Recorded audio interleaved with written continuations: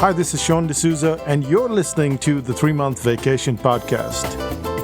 This podcast isn't some magic trick about how to work less. Instead, it's about how to really enjoy the work that you do and to enjoy your vacation time.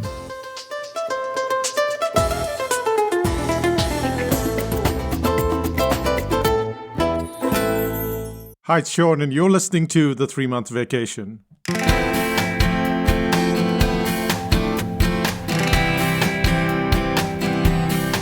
When you think of Harley-Davidson, do you think of a bike company? Harley-Davidson doesn't think so. They do sell bikes as you'd expect, but their greatest asset is the Harley Owners Group, better known as HOG. HOG members typically spend 30% more than other Harley owners on such items as clothing and Harley-Davidson sponsored events. And this kind of membership, this is precisely what most enduring organizations understand and use. Whether you look at a football club, a book club, or a religion, they all make sure they're working really hard to create a membership site. And it's easy to get swayed and believe that a membership site is built one way and not the other. In this series, we'll look at 3 membership sites. Well, 3 types of membership sites. And then we'll look at something which is not a membership site at all. And we'll split it up into 2 podcast episodes so you can absorb it without it hitting you all at once. But what are we going to cover in these 2 episodes? The 4 types of membership sites are: 1, a handheld membership site. 2nd, a content-driven membership site. 3rd, a time-limited membership site. And the 4th is not a membership site at all. But let's start out with the first one, which is a handheld membership site.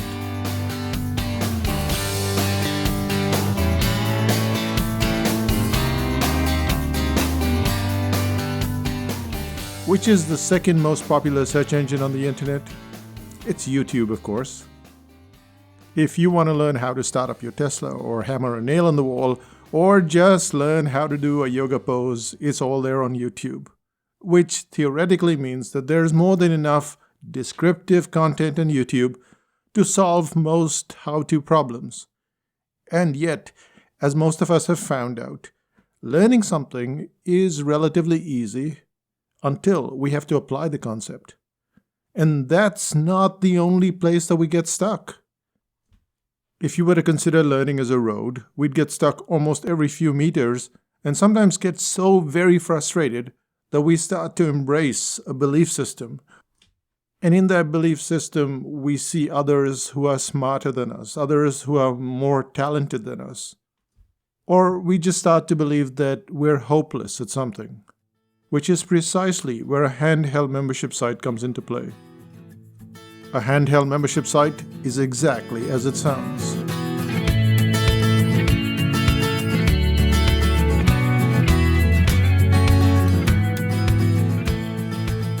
You're playing Mama or Papa Bear and the baby bears need guidance.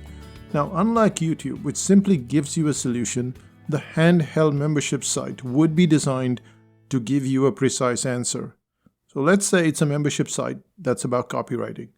It's more than likely that the members who join the site will spend most of their time around how do I start up my copywriting business, or how much do I change in my text, or where do I get the best resources for copywriting.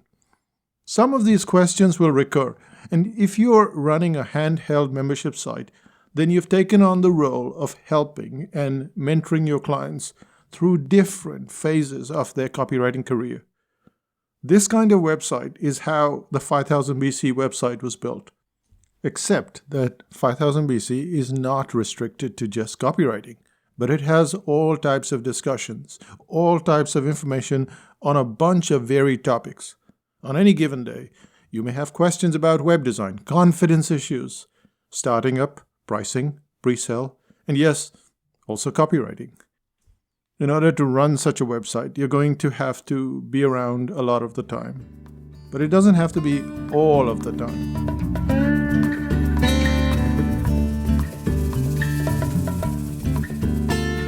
When we started out at 5000 BC, we simultaneously decided to take 3 months off. Not 3 months at one go, like 12 weeks of work and then a month off.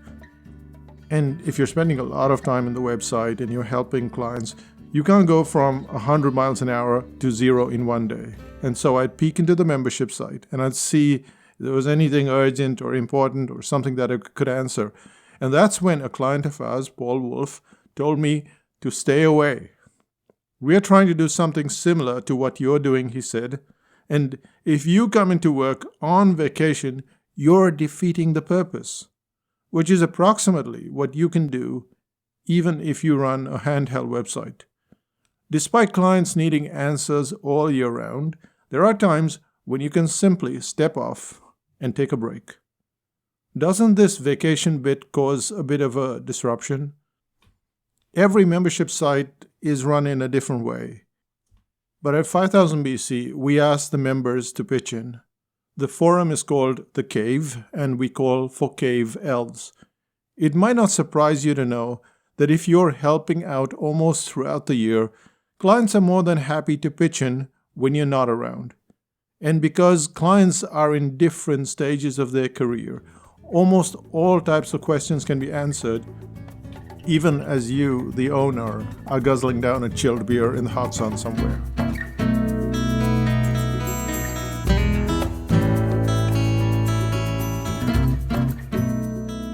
And the reality is that at first I didn't think that you could just leave a site and let other people run it. But that's precisely how we started up the site, because I used to be a member of several membership sites when we were starting out, and even now, but more so when we started out.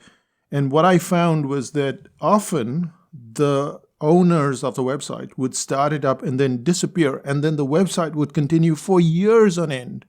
So even when they were disappearing, even when they were not around, it was still running, and there was very good advice, because a lot of people online are creepy, are not so smart, but there are also, and equally so, a lot of people who are exceptionally smart and who pitch in and help. And with 5000 BC at least, there are people who do courses with us, there are people who come to workshops, there are people who have done consulting, and it's not that hard to make a leap once you have trained a bunch of people, even through courses or other methods, for them to help others. And by this point, you're probably asking, if all of this kind of works by itself, then why have a handheld website at all?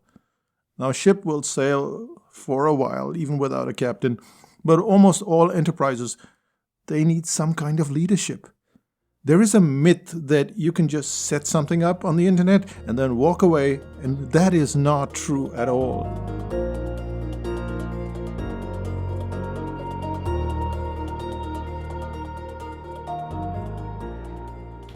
No matter what kind of membership site you set up, you or someone else will need to be around to be the mentor, to be the guide, and the leader. And yes, a handheld website is indeed a lot of work. At 5000 BC, there may be as many as 10 to 20 questions a day. Sometimes they exceed 150. So if you're thinking of setting up a website of this nature, even 20 questions might seem mind-boggling. However, it's only scary when you see it as work. A question from a client is probably the most valuable insight you can get as a business owner. It allows you to see the world as the client sees it, and it allows you to detect trends in your marketplace long before any data-based firm can do so. This is why we're able to create podcasts, courses, and training that have consistently been in demand. However, that's only one side of the coin. The other big problem for a lot of entrepreneurs is how to create content. If you look online, you're likely to run into the same insipid articles, like 20 ways to do this, or 15 ways to do that, or you won't believe what point 5 has. So all of this stuff is a struggle, this content creation, because they don't have questions. And when you have a handheld website, you get questions that you're not expecting.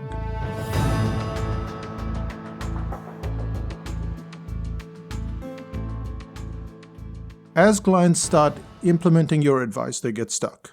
And this leads to a question. And when you answer that question, you have an article.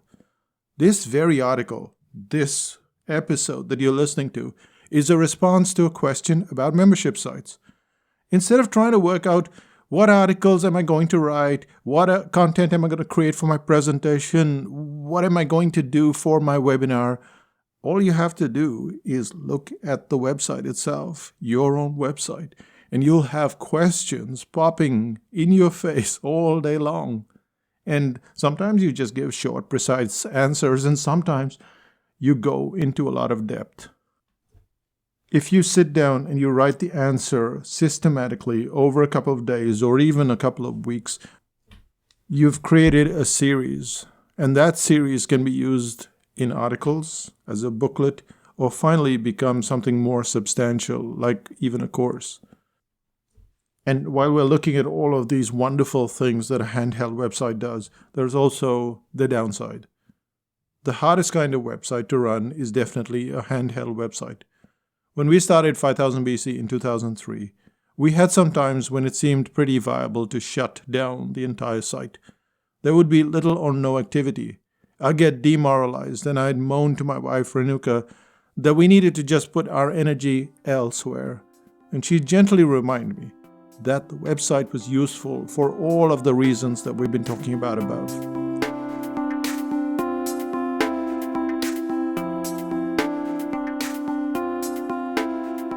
But it's also important to have a small group of people, and those people are interested in your business, they're interested in their business, they're interested in having that community feeling, and that's pretty much what has sustained our business over the years.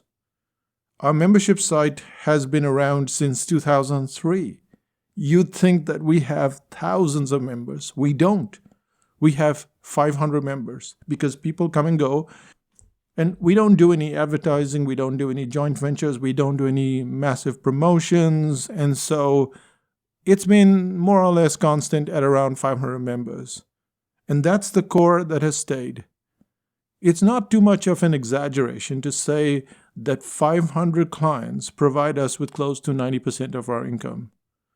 It's allowed us to live a very comfortable life and mostly to do what we want to do, without depending on any external sources, or even to do a lot of external marketing at all. Having said all of that, a handheld website requires you to be around almost all the time, and that might not be your cup of cocoa, which takes us to the second type of website, which is the content-driven website. Let's find out how that's done.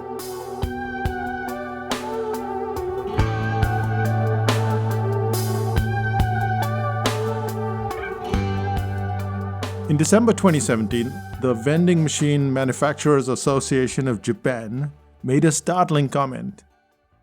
There is a vending machine for every 23 people in Japan, which is to say that you're likely to find vending machines on the pavement in car parks or just about anywhere else. Like most vending machines worldwide, you can get items like drinks or snacks, but Japan's vending machines have an assortment of items that are almost too bizarre to imagine. Eggs, balls of lettuce, canned bread, homemade curried rice, sushi socks, which is real socks rolled up like sushi, wigs for dogs, pizza, surgical masks, business cards printed for you, and even 10 kilos or 10 kilo bags of rice. In short, the Japanese vending machine is pretty much a get-it-yourself bonanza.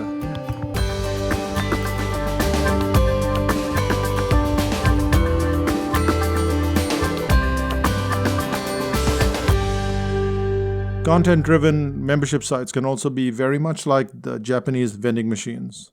Take a site like lynda.com. Started by Bruce Heaven and Linda Weinman, it was built more out of necessity than desire. Linda and Bruce, they're friends of mine, that's why I'm calling them by their first name. So Linda and Bruce, they had a small training center in a tiny town in California. And the courses were prospering. Students came from everywhere, including abroad, to learn software at this institute.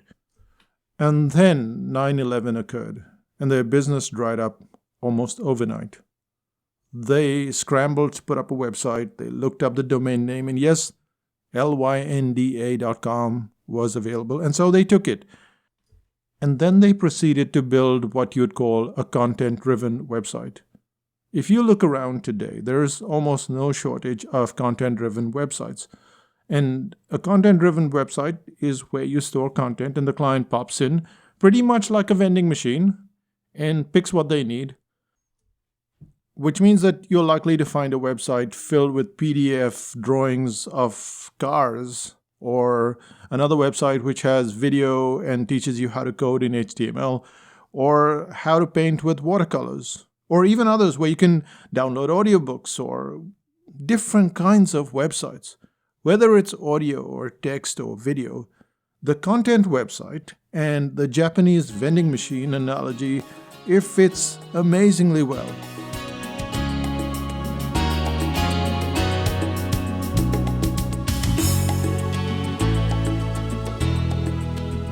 Lynda.com stuck primarily to video. The internet was still gasping for bandwidth with dial-up modems back then, but just as Lynda and Bruce started up, faster broadband came to be available. And with a combination of well-compressed videos and speedier connections, they were able to offer video to anyone who was willing to pay the membership fee. What marked their site as slightly different was that they didn't create all the content, but got others to pitch in, offering them a share of the revenue. Yet, there's a remarkable difference between a handheld website and a content-driven one. A content-driven website like masterclass.com, udemy.com, domestika.org, and yes, lynda.com, they have a lot of information and you can access all of this day or night. Many of them, or even most of them, allow you to download the learning to your devices so you can learn offline or anywhere. Yet the difference between the two is the difference between a vending machine and a restaurant. The business owner and the staff of a well-run restaurant can create deeply personal relationships and create these bonds that make their audience feel special. And it's such a relationship that fills in a gap of one of the biggest problems on the internet.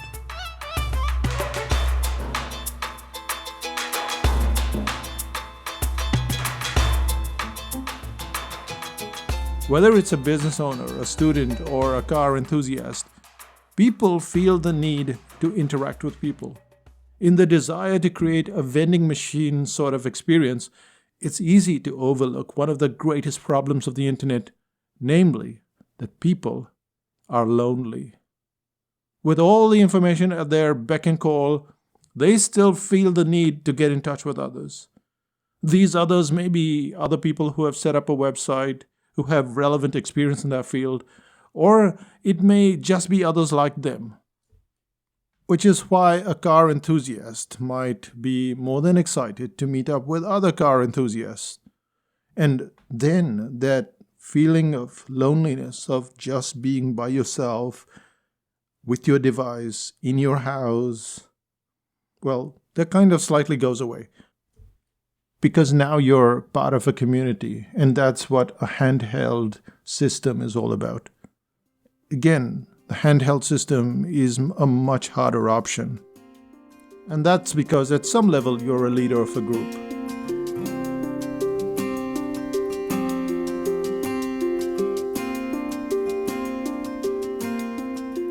When we started 5000 BC back in 2003, things went well for a while. We had a small group of clients who were interested in learning more about the brain audit. And then they'd show up in the forum, they'd ask questions, and it was all hunky-dory at the start. But a year later, by 2004, 50% had dropped off, even though the annual price of the membership was just $11 for the entire year. That's not $11 for a month, $11 for the whole year. And as I mentioned earlier, I'd be so disheartened by the lack of response in the forums that I made all sorts of desperate attempts. I'd invented a character that asked questions. That didn't go well because the other character sounded too much like me.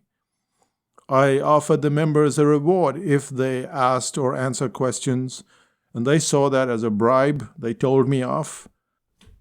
And there were times when I just didn't know what to do. As always, we go for a walk. We've been doing so for 15, 20 years. And there are times when that lack of activity, as I mentioned earlier, would just drive me around the bend. I would despair at the lack of participation, and at least a dozen times I just wanted to say sayonara.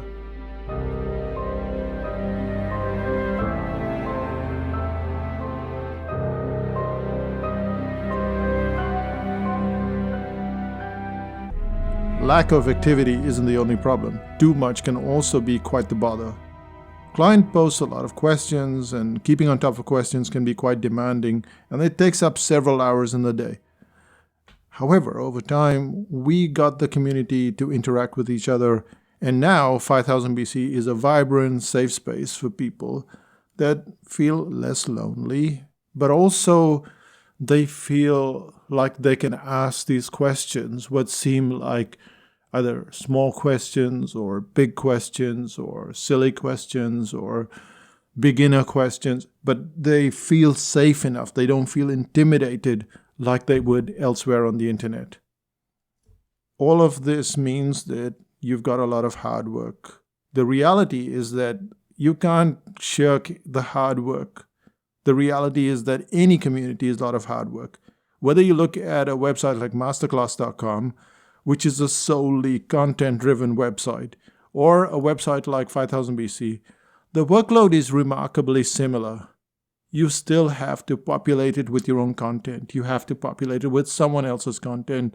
And while a site like 5000 BC takes up a lot of time in hand-holding, a site that's giving you only content is like a vending machine. And that vending machine has to be filled up with stuff, with content, and people have to be got in touch with, and you have to shoot videos. Essentially what I'm saying is that if you think, I'm just going to set up something and then I'm going to walk away from it, well, that's a myth that's been perpetuated on the internet, that everything works by itself, and there is nothing that works by itself.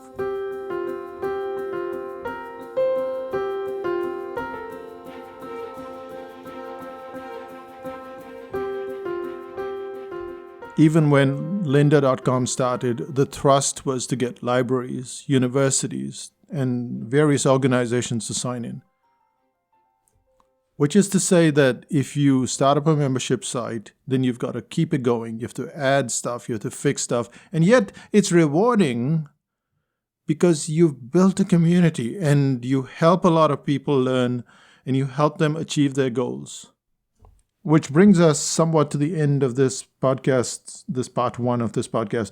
And if you were to ask me, well, which one would you choose? Obviously, you had two options. Now this is like, which one are you going to choose? My choice would be the handheld website for several reasons. And let me just summarize kind of what we've covered so far. So we started out with the handheld membership site, and then we went on to the content-driven membership site.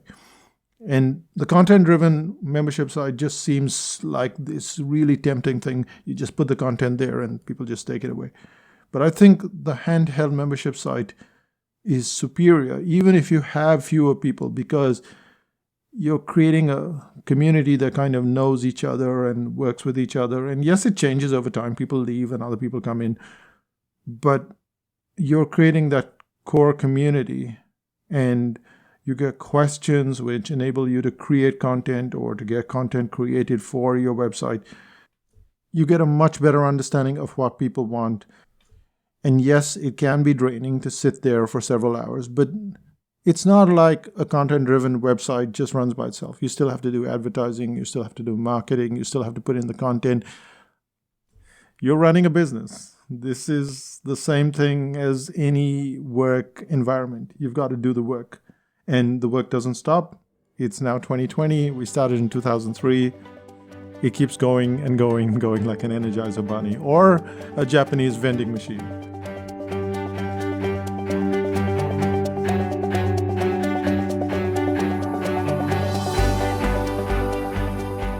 And that brings us to the end of this podcast. But before we go, here's a little teaser. There might be a situation where you don't have to build a handheld website or a content-driven website. And this is the third option, which is the time-limited membership site. Something that starts and then stops. Something that earns a decent or even a substantial revenue. In some cases, it can even exceed the revenue of a regular membership site. And it doesn't have to last forever. It can just last for a few months and then close down. We'll find out all of that in the third installment of this series. Right now, let's find out what's happening in Psychotactics land.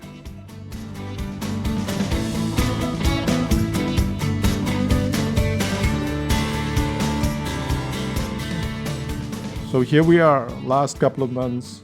Well, Christmas will show up sooner than later. So last couple of months of the year, what's happening? Well, there's only one thing that's happening from now to Ho Ho Ho Day, and that is the pre-sale course, which is on the 21st of November. You have to go to psychotactics.com/pre-sale. So that's psychotactics.com/pre-sale. And there is a waiting list. We sell only 25 copies of the product. It's a digital product, a digital course. You can download it. And you'll probably ask, why pre-sale? What's the big deal about pre-sale? The reason for pre-sale is because customers buy before they pay. And while you're wrapping your head around that sentence, it's logical, isn't it? You buy into something in your head before you end up paying for it. And what pre-sale does is it gets your customer in a frame of mind to buy something at a date somewhere in the future.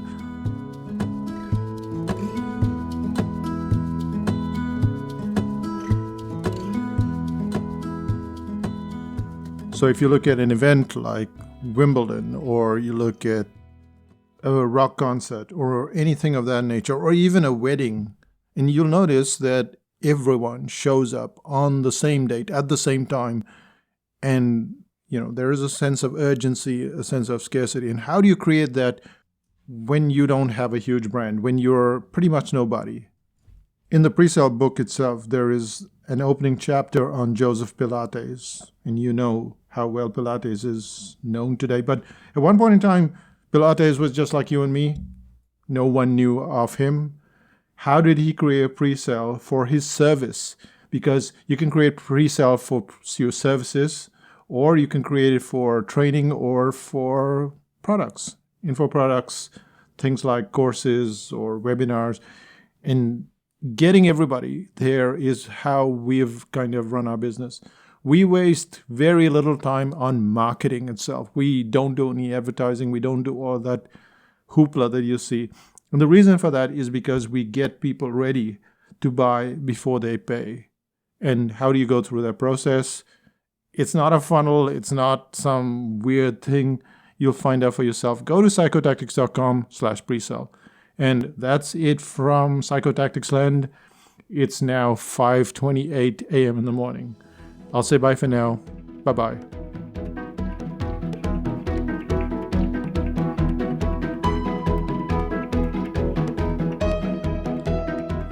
So why is 5:28 a.m. so important?